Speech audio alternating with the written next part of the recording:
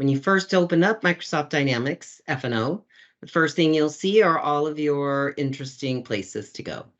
Right above modules, which is the most common, you'll see workspaces. Let's go ahead and open that up. If you scroll down to your financial workspaces here, you will get a workspace that is powered by Power BI.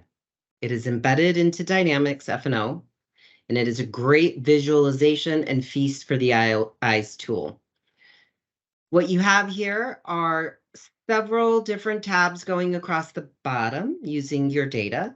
You also have filters over on the right. These filters are for this particular page, and then these filters are for all of the pages that are within this workspace. If I click on options, you'll see here and edit, then you'll see all of the Power BI embedded tools come up, and you can utilize these for your data.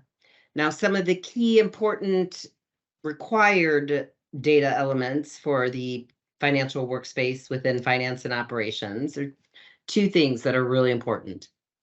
One is the main account type.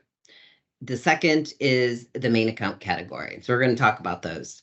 So the main account type is a required field that is on your main account. This is the natural chart of account number.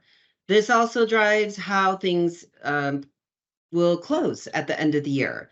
Most importantly, for our workspace, it is Power BI embedded, and you can only use specific fields here on the main account type.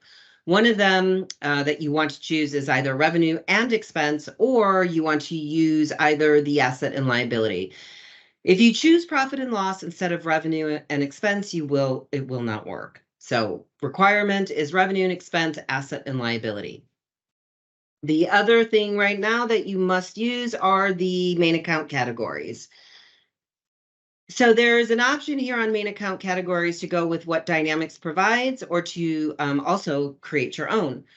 Right now, with Power BI embedded into this particular financial workspace, the only categories that are working are the ones that are Microsoft Dynamics. And that is the way that it has been designed. And at a future release, which we do not know yet, we will be able to create our own categories. But for now, let's use the main account category with Microsoft Dynamics provided in our data here. Very nice.